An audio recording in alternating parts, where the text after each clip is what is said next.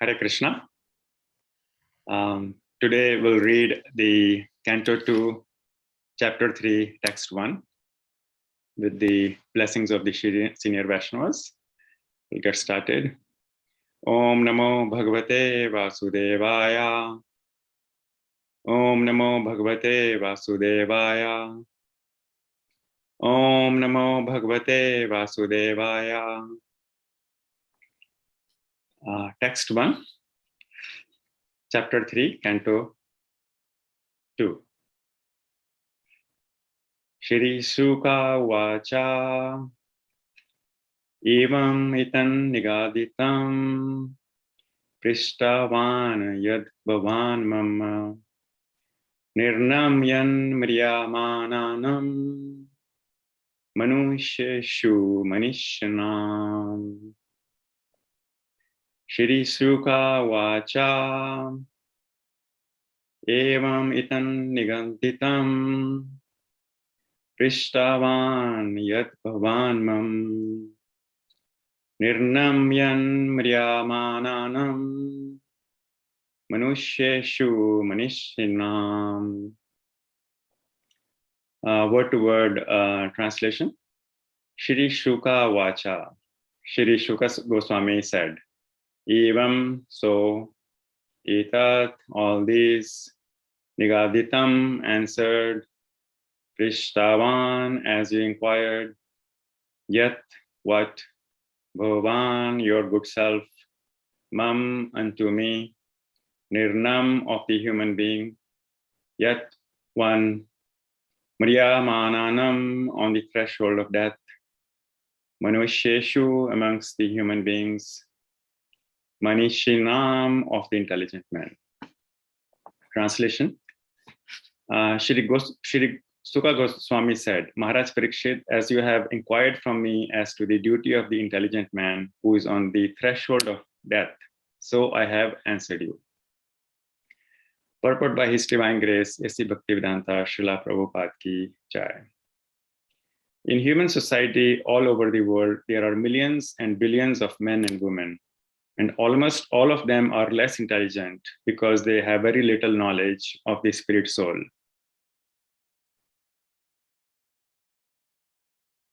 Almost all of them have a wrong conception of life, for they identify themselves with the gross and subtle material bodies, which they are not in fact.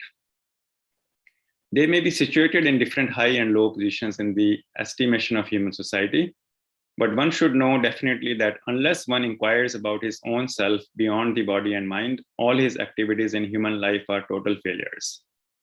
Therefore, out of thousands and thousands of men, one may inquire about his spirit self and thus consult the revealed scriptures like Vedanta Sutra, Bhagavad Gita, and Srimad Bhagavatam. But in spite of reading and hearing such scriptures, unless one is in touch with the realized spiritual master, he cannot actually realize the real nature of the self, etc. And out of thousands and hundreds of thousands of men, someone may know what Lord Krishna is in fact. In the Chaitanya Charitamrita Madhya Lila 20.122 and 123, it is said that Lord Krishna, out of his causeless mercy, prepared the Vedic literatures in the incarnation of Vyasadeva for reading by the intelligent class of men in a human society which is almost totally forgetful of the genuine relation with Krishna. Even such an intelligent class of men may be forgetful in their relation with the Lord.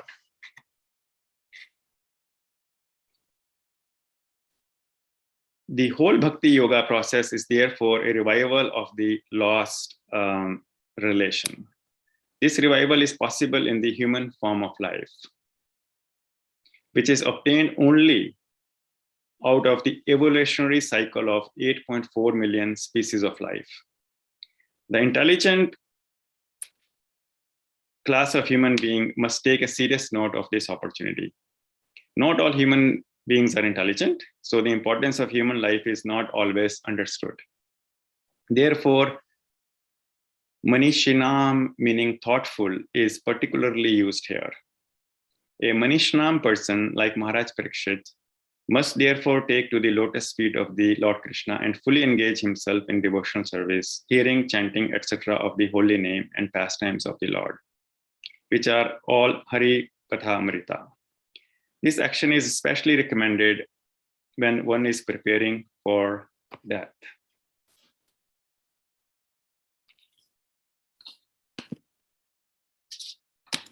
I will invoke some prayers. Om Jnana Timirandasya Jnananjanaya Shalakya Chakshur Militam Yena Tasmai Shri Gurve Namaha Shri Chaitanya Manobhishtam Stapitam Yena Bhutale Swayam Rupa Kadamayam Dadatki Swapadantikam Vandeham Shri Guru Shri Yuta Padakamlam Shri Gurun Vaishnavam Cha Shri Rupam Sagrajatam Sahagana Raghunatvitam Tam Sajivam Sadvetam Sabdutam Prijana Sahitam Shri Krishna Chaitanya Devam Shri Radha Krishna Padan Sahagana Lalita Shri Vishakanvitam Cha He Krishna Karuna Sindhu Dinobandho Jagatpate Gopisha Gopika Kanta Radha Kanta Namastute Tapta Kancha Gaurangi Radhe Krishna Radhe Tapta Kanchana Gaurangi Radhe Krishna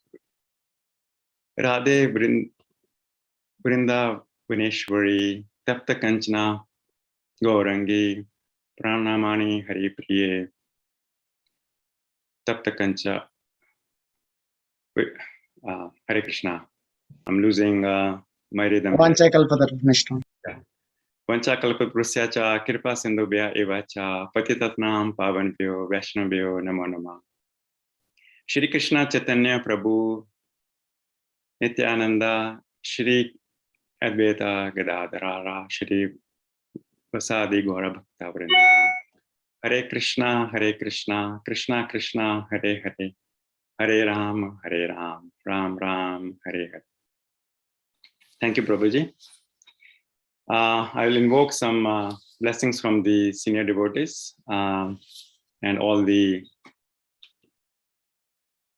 Vaishnavas in the Parampara to say few words on Canto 2, Chapter 3, Verse 1. So I was meditating on this. So here Srila Prabhupada says, what is the duty of those who know that they have 7 days to live? So the analogy I was drawing is that if there is a home we live in and we are told we have 7 days to live in that home, and after those 7 days, everything we have will be taken away in that home, and we will get a new home after 7 days in which all the new facilities will be there. And so all the old facilities will be taken away. And the only one thing that we can carry along from this home is the directions to the new home and how to unlock the lock in the new home. Then what is that we will do? Because we're leaving everything away back in the old home. So are we going to spend time and utilize our time to enjoy the things that will be taken away in the old home, or will we spend time to understand the only thing that we will take with us, which is the map and the directions to the new home, as well as how to unlock it. And we are told that the new home will have all the facilities, all the electricity, water, and even we might not have electricity. In this case, we might have only the effulgence of the Supreme to light up the new home. So what is a wise thing to do at that point? So the wise thing to do at that point is to really spend time with somebody who can teach us in understanding the directions to the new home, because everything else we have will be taken away, and also how to unlock the new home.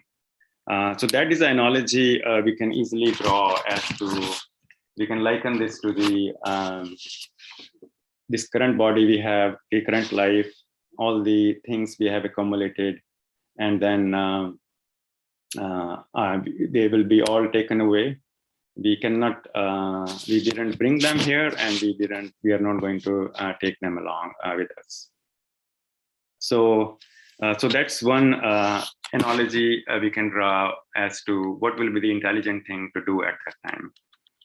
The other is Srila Prabhupada talks about the true identity of the self, and how this human life is so precious. Out of the 8.4 million species of life, the 8 million of those 8.4 million do not even know the purpose of life. They are just discharging their karmas. Only the 400,000 species of human beings, they are endowed with the intelligence to know what is the purpose of the human life. So when we are misidentifying with our body and our mind and our false ego, then we are missing the whole point. We can actually be called mentally insane. And this is a story back about 50 years ago, when Jawaharlal Nehru was the PM of India. And so he went and visited a mental hospital as a matter of compassion. He used to visit the common people. And then in the mental hospital, he ran into a common person who was undergoing a treatment there. And so both introduced each other, and that person asked the PM about his introduction. And Jawaharlal Nehru said, okay, my name is Jawaharlal Nehru, and I'm the Prime Minister of India. And the person who was undergoing the treatment said, oh, okay, so you're doing the same mistake I did. I also used to think I'm the PM of India, and my name is Jawaharlal Nehru. But ultimately, after believing that and understanding that, I ended up in this mental hospital. So if you also believe the same thing, I'm afraid you're also going to end up in a mental hospital. So please do not identify yourself with the Jawaharlal Nehru and the PM. So the point here is that as we misidentify ourselves with our bodies and mind and what we have accumulated, then we are likened to that person who ends up in the mental hospital, because we are misidentifying ourselves. Because in that case, that person was misidentifying himself to be the PM, which clearly he was not. So that's what Srila Prabhupada is saying, that almost all of the human beings have a wrong conception of life, for they identified with the gross and subtle material bodies, which they are not, in fact. So, and then Srila Prabhupada also talks about that that unless one inquires about his own self, about the body and mind, all his activities in human life are complete failures. So this is we can liken it to the algebra equation. When we write the equation wrong, and then we can get everything else right as we substitute and find the algebraic variable, then that's a total failure. So similarly, if we are not inquiring about our true self, then we are likely to end all our activities in total failure, total frustration.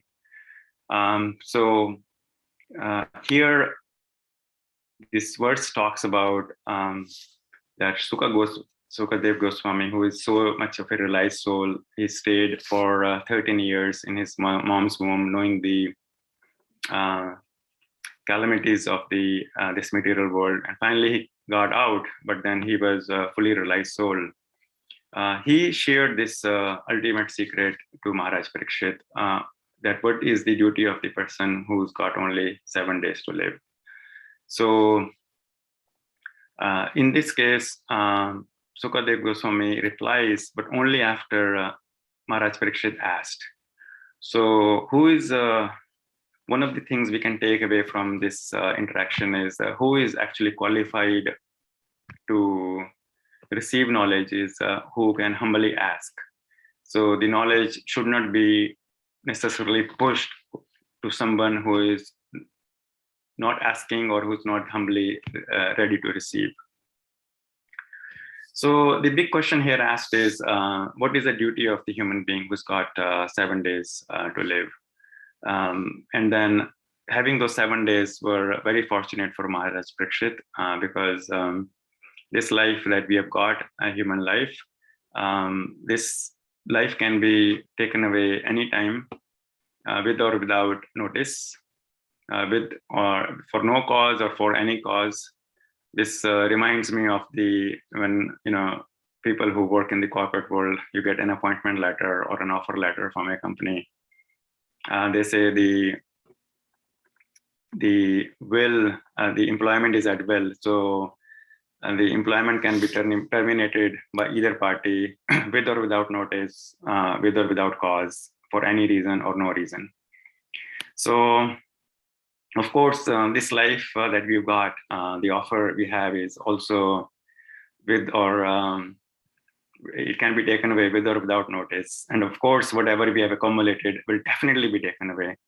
But the life is unpredictable. Nobody has got the guarantee how much time they have left. And it is said that we can always look in the bank account and see how much money we have, but we are never sure how much time we have.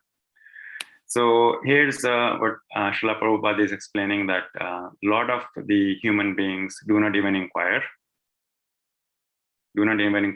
about what is the purpose of life, who they are, and about out of the thousands and thousands of people who actually inquire,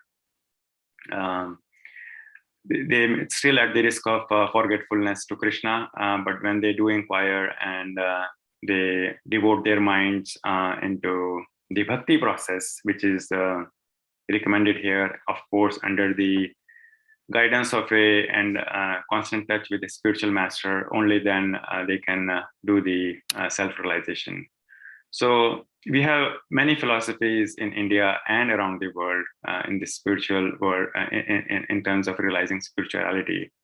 So one of the unique things that we have been given in Krishna consciousness is that we have the blessings of a spiritual master. Even though we can understand that we are a soul and this body is temporary and will be taken away, without the guidance of a spiritual master, and only with the guidance of a spiritual master, we can understand that there is Krishna is a supreme enjoyer, and all the sacrifices are meant for him. And also, whatever we do, we are supposed to do in the mood of the servant and for the pleasure of Krishna. This is what is unique about Krishna consciousness, is that even when we know the knowledge, we cannot fully realize the beautiful impact of this knowledge until we get the spiritual master and understanding that Krishna is the supreme enjoyer. So the big question here that is asked is, what is the duty of the human being who is got 7 days to live? And then Srila Prabhupada talks about how understanding that we are a soul and what's our duty in the bhakti process. And then even if the less intelligent class of men or women cannot understand that we are the spirit soul, it is okay to have that same concept and understanding from the perspective of two big questions that one may always ask, even if somebody is not intelligent enough. The biggest question, it is said, is for human beings to understand why we must die and leave our body and leave everything behind that we accumulated. That's a big question every human being, regardless of their intelligence, should ponder over, because that is the absolute certainty in life, is that there is a death. And then the question becomes why we must die and leave everything behind. And then the second question is, how come a child, when they arrive in this world, comes with different propensities, different intelligence, and different talents? What is it that gives that diverse thoughts and diverse interest and talent to a child when they are born? And so if we ponder these questions and peel the onion very deeply, we can see that if we really try to answer these questions, we'll come to the conclusion that the human life is very precious and not meant to accumulate things we are going to lose. It is actually, there is an internal life. That's how a child comes with propensities. So there must be an internal life. There must be a previous life. And then because these things are all taken away, life is meant to purify us, and we are a eternal life unit of consciousness that we are. And so the only thing, the free will that we have got is to put our focus on the Supreme, so we can get out of this constant recycling of birth and death in this particular material world. So these two questions, even if some less intelligent class of people reject that we are a spirit soul, or there is a higher power, there is these two questions about why we must die and leave everything behind, and why does a child come with different talents and tastes and thoughts. Is there a previous life that they have impressions of, and then they carry along with them to this life? So if we ponder over these questions, then we can realize that what Srila Prabhupada is talking about in this verse and the purport, who we are, what we are supposed to do, why things are taken away, what's the duty of the person who has only 7 days to live, and then because everything we have here is taken away, what's the duty of the person to really focus their unilateral or focused attention on the things they will actually carry with them, which is the bhakti we got. Arjuna asked in Bhagavad Gita that to Krishna, that even if I take it to the spiritual path, and what if I don't complete the spiritual path and only do my journey halfway or part way, what will happen to me? Will I perish like a cloud that is part of a bigger cloud and then it breaks away and then perishes? And Krishna promises in Bhagavad Gita, no, actually you don't perish, because that's the only thing you carry with you as a savings account, and wherever you left off is you pick up in your next life, and you genuinely and instantly develop interest in the spiritual path in your next life.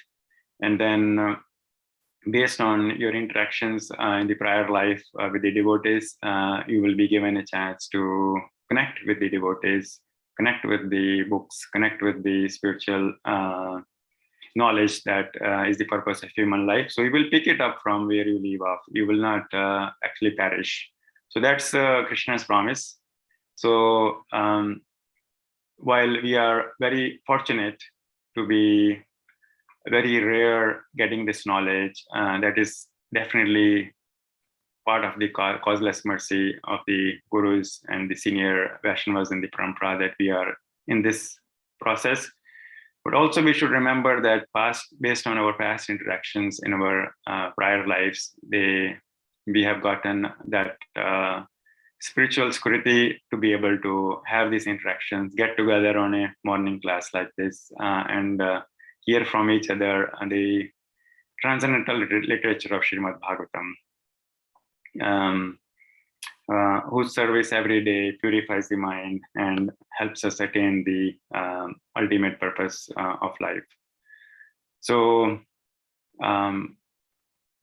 here, the Sukadev Goswami also in this interaction with Maharaj Parikshit talks about how Krishna is the supreme personality of Godhead, so there is a concept of monotheism, but also we can actually see the concept of pantheism, which is God is everywhere.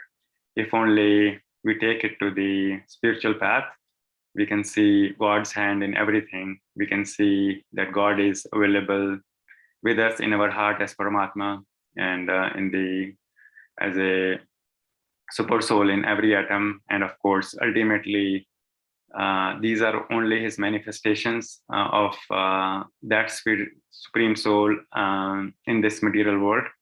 But he is actually a supreme person who likes to interact with devotees, who likes to play with devotees, who is the like us. He's a sentient being, and although he doesn't need us, but then he's a sentient being. So this is the mature fruit of transcendental knowledge, divine knowledge, where it's completely bereft of all the material attachments and thoughts. And by slowly inquiring about this, who we are, what's the purpose of life, we can slowly and surely develop taste and ultimate prema for Supreme Being, Lord Krishna, under the guidance of a spiritual master, which includes reading the books. So I will leave with one thought, what I was trying to reflect on, what we are supposed to take away from this is that if we were, 7 days is a big number.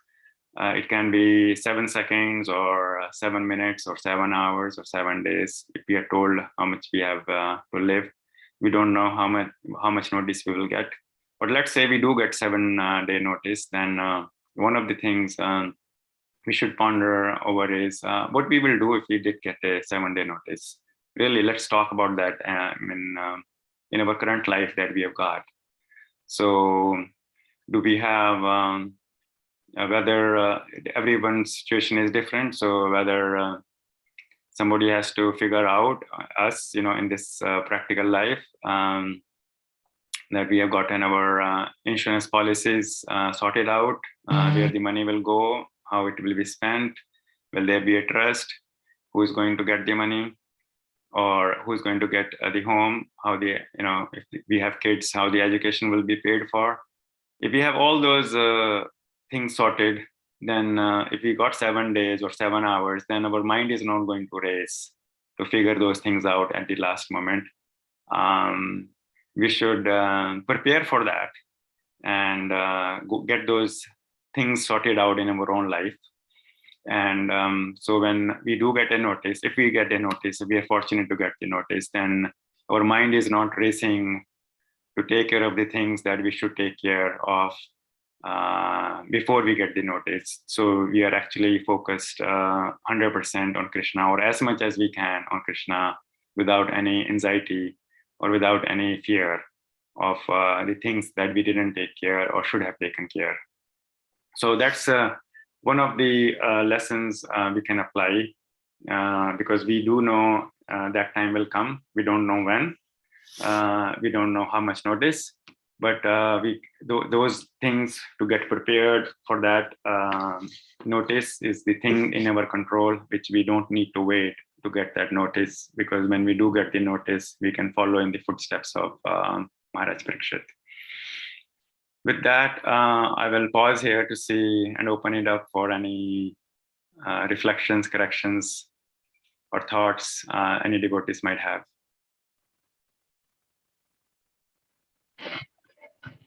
Hare Krishna, Prabhuji, please accept my humble obeisances. All glories to Guru and Gauranga. Prabhuji, wonderful class. You actually put all of us on notice. I had one question, Prabhuji. The root cause for all of this is fear of death. So how do we even identify this fear of death, and how do we deal with it so that we can not we don't get bewildered and prepare properly? So how do we deal with this fear of death, Prabhuji, basically? Yes, Prabhuji. Thank you for asking, Prabhuji. Yeah, so the fear of death, or the very thought of, let's talk about, before we talk about the fear of the death, let's talk about the notion of death. So the analogy I can drive is that the child who is in the womb of a mother for 9 months in utter darkness, and that's the only thing a child has gotten, the consciousness, the soul, and if that the only thing the child knows is there is a womb. They don't see the trees, clouds, rains, or grains, or the landscapes, the oceans, the mountains. The only thing they see is utter darkness in the womb of a mother, and they're taking the feed from whatever the tube is to get the feed. So if somebody goes to that child and say, you know what, actually there is a different world beyond this womb, and if you leave this womb, you would actually see mountains, clouds, rain, sunshine, trees, rivers, oceans, a lot of beauty, different colors. The child may not believe that thought. They may feel, oh, if I leave the womb, I might die actually, because this is all I know. This is my life, and this is my home. This womb is my home. They may not even realize that there is actually another home, another life with a lot of colors, a lot of interactions, where you can actually see there is light, there is darkness, there is a free will, you can move around. They may not even believe that. So they may have that fear of death or fear of leaving this womb. But we know that that child is misguided. There is actually, because we live here, we know that child is misguided. So that's one thing we can keep in mind, because these acharyas in the parampara, they have seen transmigrated, they've seen that there is a spiritual world out there. And we should not actually think of death as death. The death is of the material body. There is actually we are eternally conscious. There is an eternal soul, Krishna promises. So the question I asked earlier is, how does a child get various propensities? Different childs come up with different propensities, different thoughts, different ideas, different talents. And the only plausible explanation for that is they had a prior life. From there, they got the impressions. So if there is a prior life, all that child did was change their body and came to this body. So there is no death, actually, there is a change of body. And there is another world, and that's actually very encouraging and inspiring, that we never die, we only change bodies. So that can actually help us overcome the fear of death. And then the third thing I would say, Prabhuji, is that Krishna promises to Arjuna that our savings account of bhakti is the biggest asset we have got.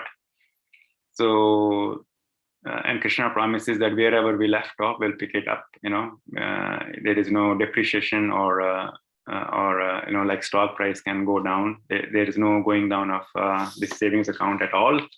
It adds up probably with interest. So we can pick up from where we left off. So that's another very encouraging and inspiring thing, that if we are keeping enough savings in this life, and we are eternal soul, unit of consciousness, changing bodies, then we can pick it up and take the savings account with us. And hopefully the next life will be spiritually better for us than this life, at least, to say the least, in the worst case. And in the best case, we can actually overcome this material body altogether and enter the spiritual world with the blessings of Vaishnavas and senior devotees and a spiritual master. So the three things I would say is, Prabhuji, the child example in the womb, that they're misguided, they are going to die if they come out of the womb. The second is we are just changing bodies. And third is our savings account, that we are all accumulating here every morning and every Sunday and every day. So that savings account is our hope. and eternal life is our hope, and the promises given in our scriptures is our hope, Prabhuji. So that's what I would say. Thank you, Prabhuji. Thank you so much. Hare Krishna, Prabhu, please accept my humble obeisances. All glories to Srila Prabhupada. Both the question and the answers were very beautiful, Prabhu, very enlivening this morning. Really, I mean, the birth of a child, it coming out. I mean, when we see the baby, newborn baby, this baby who has eyes open and breathing, and it has so much length and breadth, it was living in that confined space, and it has come out safely. That is the most miracle even for me even today to think of. So this is a miracle, which takes us from one body to the other. The death experience also. So I just leave it in the hands of God, Krishna. You have seen me through so many of these births and deaths, Krishna. And I've tried to open up my mind's window to see you. So, you will help me this time also, that kind of a comforting thought, And Krishna himself has appeared before us from the womb of his mother, so to help us believe in this miracle. That's all my thoughts, Prabhu. Thank you for the very nice class and very encouraging. Thank you so much. Hare Krishna. Hare Krishna, Mataji. Thank you for sharing that. That reminds me about the birth of the child, that my Guru Maharaj, when he went to India on his first journey, and he came across many yogis who were doing magics, who had attained siddhis. And so while Guru Maharaj was intrigued by them, very soon he realized that these magics and siddhis are nothing and pale in comparison with the magics that God has, like the birth of the child and coming out with consciousness, seeds sprouting and turning into trees, oxygen coming, oceans, moon, all those magics are the magics of the God. And whatever siddhis the yogis may have, and inhale fire or exhale fire, these are just not even in comparison. So thank you for sharing that. If we just open our eyes, we can see the magic all around us every day. Thank you so much for sharing that. Thank you, Prabhu.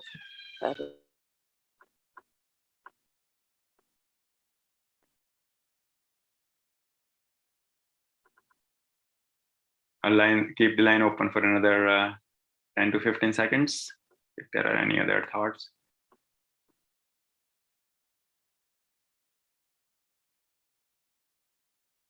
Thank you so much, Prabhu. I mean, always very thoughtful, classes. So again, today's as well. The verse itself, I was thinking when I was reading, I think a couple of days back, yeah, Prabhu got this verse. It'll be very nice. I was thinking, so thank you so much, Prabhu. Thank you, Prabhuji. I have no hope. Whatever I'm able to speak is with the mercy of Vaishnavas and Guru Maharaj. So, your answers as well very pointed. So, thank you very. I mean, the Nehru example. I mean, we had many times, but yeah, I think you said it in a different way. So. Which one, Prabhuji? The Jawaharlal Nehru, the example going to the hospital. So, I mean, you said it in a different way than what I had earlier, but it was very nice. Yeah. Yes, Prabhuji. Thank you. Then we can close for today. Yeah, Anita Mataji sent a very nice class, nice examples in the chat group. Oh, thank you. Thank you for sharing that. Thank you, Mataji. Thank you, Nita Mataji. Hare Krishna. Vanchakulprasya cha kripusinda sindhu bhyaiva cha patitanam pavantu vaishnavyo namo namah. Hare Krishna.